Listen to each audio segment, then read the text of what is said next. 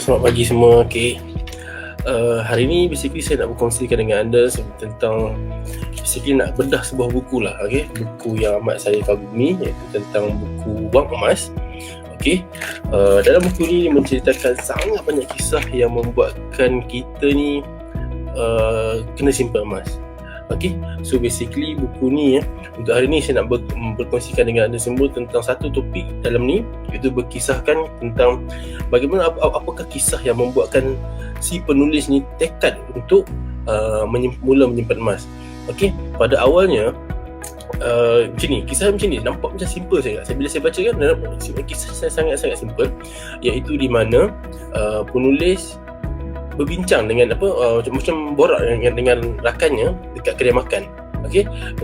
Kawan dia tanpa disedari dia pun mula bercakap tentang topik emas. Waktu ni back in 2010. Pada tahun 2010 tu penulis dengan rakan berbincang tentang kawan penulis yang cakap, aku beli emas waktu aku nak angkat buat emas kahwin tu, 1 dinar emas sekitar RM300. Satu dinar emas berkualiti 916. So dinar tu waktu dalam perbincangan tu menarik perhatian penulis buku, iaitu Tuan Muhammad Zulkifli Syafi'i. Menarik perhatian Tuan Muhammad Zulkifli Syafi'i untuk deeper mencari sebab apa yang menyebabkan emas ni, dan rakan penulis pula cakap hari ni 2010 1 dinar tu dah bernilai RM500. So 2006 RM300, 2010 RM500. Perbezaan 200 kat situ menyamai kenaikan 15% setahun. So penulis buku ni, Wang Emas ni, Tuan Muhammad Zulkifli Syafi'i, sangat terkejut dengan prestasi, dengan kebolehan emas pada zaman itulah. 2006, 2010, 2006, 2007, 2008, 2009, 2010 kenaikan hampir 15% setahun. Ingat, dalam dunia pelaburan, jika kita boleh beat ASB ataupun tabung haji, itu dah sangat bagus. 5%, lebih 5%, lebih 6% setahun dah sangat cukup bagus. Waktu tu emas dapat memberikan sepulangan return of investment sekitar 15% setahun. Sangat menarik perhatian penulis. So penulis bukan sekadar duduk-duduk saja waktu tu. Bila dia dapat information ni, dia terus teringat kisahnya pula. Pada tahun 2006 juga penulis ada pernah pergi ke sebuah kedai pajak emas, iaitu Aranu PKB di Kota Baru. Waktu tu penulis pergi kat situ, penulis nak beli 1 dinar emas. Dia tanya, 1 dinar emas berapa ringgit waktu tu? Sekitar RM300. Penulis terkejut. Sebab apa tahu? 1 dinar emas, item bersatu je. Jadi lebih kurang 20 sen macam tu, bernilai RM300 back in 2006, 2006. Sekarang dah 2021. So memang kisahnya agak lama. So siapa yang pernah menyimpan emas pada zaman tahun 2006, so dia mungkin boleh relate dengan kisah apa yang saya nak cakap tu. Dan penulis waktu tu dia nak beli emas, cuma dia terkejut dengan apa yang harga emas tu. 2006 RM300 1 dinar emas. Bayangkan hari ni 1 dinar emas dah sekitar RM1,000 lebih. So dekat situ penulis tak beli emas lagi waktu tu, 2006. Sampailah kisah yang sehinggalah dia bertemu dengan seorang rakannya di kedai makan pada tahun 2010. Dia terkejut, prestasi emas 2006 dan 2010 kenaikan sekitar 15% setahun. So dengan kenaikan macam tu menyebabkan dia tertarik untuk tekad simpan emas. Macam tu. Dan saya nak relate pula dengan kisah saya lah. Dengan kisah ni saya nak relate pula dengan kisah saya personally. Saya pula mula menyimpan emas sekitar tahun 2017. Lebih kurang 2014, sekitar 7 tahun yang lepas. Pada zaman saya mula simpan emas tu pula, harga 1 dinar emas sekitar, saya ingat saya 600 lah, lebih kurang more or less sekitar RM600. Dan kisah saya mula menyimpan emas ni sedikit pelik sikit lah. Saya bermula menyimpan emas waktu tu di zaman saya belajar. Waktu saya belajar tu, saya belajar dekat University of Wollongong dekat Australia. So lebih kurang 8,000 km lah daripada tanah air kita ni. So saya boleh menyimpan emas waktu tu atas beberapa sebab. First, saya memikirkan, mula-mula sekali saya memikirkan tentang pelaburan. Bila saya dah mula menyimpan emas dan saya hanya saya memikirkan tentang pelaburan, dan dari situ saya start kaji. Bila saya start kaji, rupanya emas ni bukan sekadar pelaburan. Bukan sekadar pelaburan, dan which is emas ni ada lebih banyak, dia boleh digunakan untuk lebih banyak tool selain daripada pelaburan sahaja. Sekarang saya personally simpan emas bukan untuk pelaburan. Honestly speaking, saya simpan emas untuk benda-benda, contoh elak boros, untuk elakkan duit kita elak daripada kejatuhan mata wang. Saya lebih risau menyimpan wang actually compare dengan simpan emas. Bila harga emas naik ke turun ke, saya start menyimpan. Sebab saya ni seorang penyimpan emas yang agak tegak. Setiap bulan saya beli. So kisah saya mula menyimpan emas ni di mana saya hadir satu seminar kewangan dekat Malaysian Hall Sydney. Bila saya pergi ke situ, ada seorang speaker namanya Tuan Pri. Dia berkongsikan tentang aset-aset kelas. Ada hartanah lah, ada emas, saham, semua tu. Tapi di zaman tu, di waktu itu, saya sebagai seorang student, inilah uniknya emas. Waktu tu sebagai seorang student, dia hanya boleh, apa yang saya boleh buat waktu tu, emas. Dan saya balik terus, rakan saya namanya Hafiz Nazari, rakan dia macam roommate saya lah waktu saya belajar tu. Dikaji jumpa blog Muhammad Zulkifli Syafi'i. Bila dah jumpa blog Muhammad Zulkifli Syafi'i tu pula, kami mula memikirkan cara macam mana kami nak convert duit daripada Australian dollar balik kepada Malaysian ringgit. Sebab nak beli emas, so daripada Australian dollar kami transfer masuk kepada Malaysian ringgit punya bank. So dari situ saya beli emas.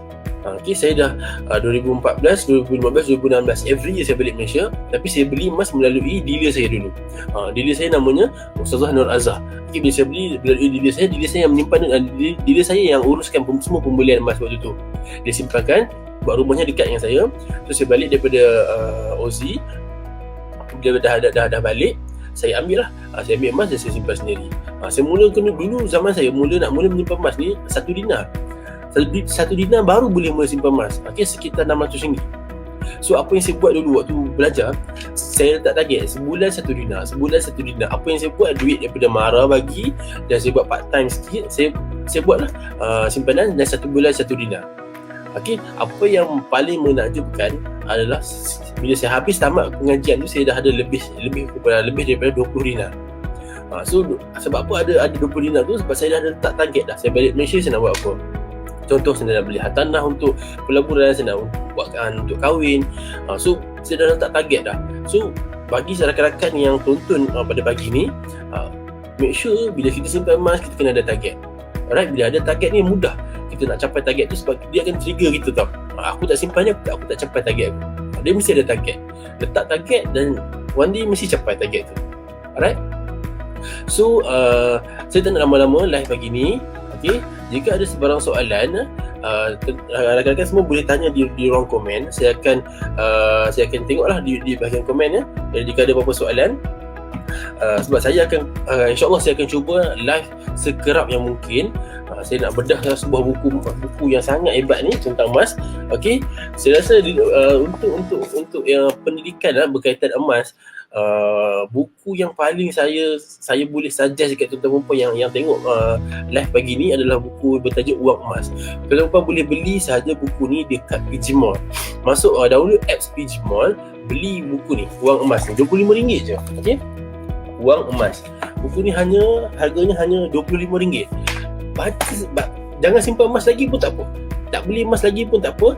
Baca buku ni dulu. Bila baca buku ni, tuan-tuan perempuan akan jadi seorang penyimpan ataupun pelabur emas yang ada ilmu. Bila ada ilmu, kita tahu harga emas nak naik, nak buat apa, harga emas turun nak buat apa. Kita dah tahu, kita dah ada skill tu. Dengan cara penulisan buku ni yang amat santai, sangat mudah faham. Saya ada case di mana buku ni hanya seorang penulis, seorang pembaca settle baca dalam masa 1 hari saja. Sebab dia baca tu, dia sangat eager lah. Bila dia eager tu, dia bestnya dia akan baca buku sampai habis. Sangat, dia dah dalam bahasa Melayu. So pagi ni saya dah huraikan sedikit. Saya hanya ceritakan tentang bab yang pertama, 1.01, di mana kisah bagaimana penulis mula tekad untuk simpan emas. Sebab apa yang trigger penulis untuk simpan emas? First thing first adalah di mana penulis dapat perkongsian daripada rakan dia. Sama macam saya pun simpan emas sebab rakan saya. Rakan yang memberi pengaruh kepada saya, which is good friend lah kan, rakan yang bagus, rakan yang baik. Dia nampak manfaat tentang emas, dia kongsikan dengan orang lain. Alright. lebih kepada mouth to mouth punya marketing, macam tu saja. So kawan saya kongsikan tentang emas, saya pun tertarik, saya simpan emas.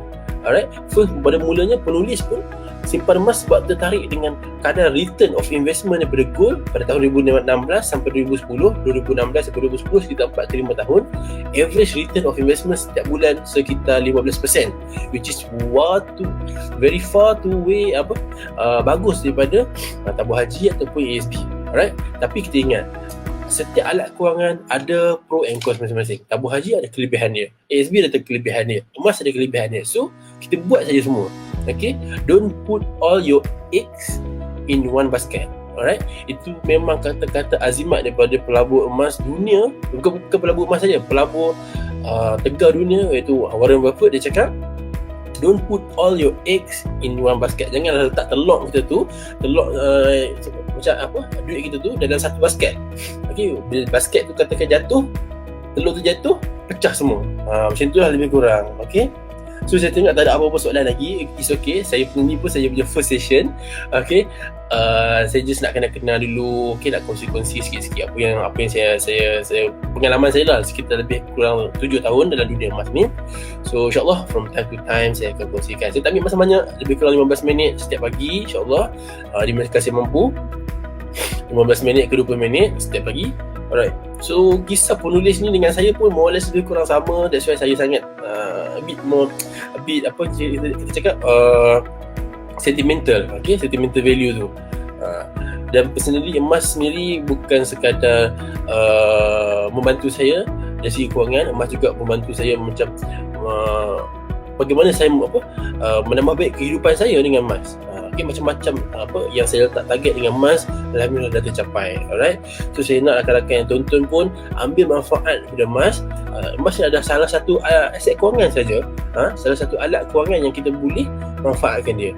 Tapi kalau beli emas tak ada ilmu, nothing. Okay, tak ada apa. Bagaimana ia boleh mempengaruhi tindakan hasilnya itu adalah di mana ilmu kita tu. That's why saya suggestkan tuan-tuan semua hari ni, tak simpan emas pun tak apa, make sure ada ni dulu. Okay, beli ni dulu. Sebuah buku ni RM25 sangatlah tak berbaloi pada harganya. Okay, buku ni saya katakan kalau RM100 pun sangat worth it lah. Sebab penulis pun sendiri cakap kat saya, dia tulis buku ni bukan untuk buat duit, dia tulis buku ni untuk sebarkan ilmu emas. Okay, so cara nak beli buku ni, pergi ke website PG Mall, pgmall.my, ataupun download apps PG Mall, tulis saja dekat atas tu buku wang emas, ataupun boleh cari dalam store galeri ilmu, boleh beli daripada situ. Okay, alright, tak ada apa-apa soalan ya. Kalau ada apa-apa soalan boleh tanya di ruang komen. 2 minit lagi, 1 minit lagi saya akan tutup lah. Saya akan kita akan close live ni. Dan suka untuk saya kongsikan dengan anda semua, saya adalah dealer emas Babi Gold, dah berpengalaman lebih sekitar 7 tahun dalam dunia emas.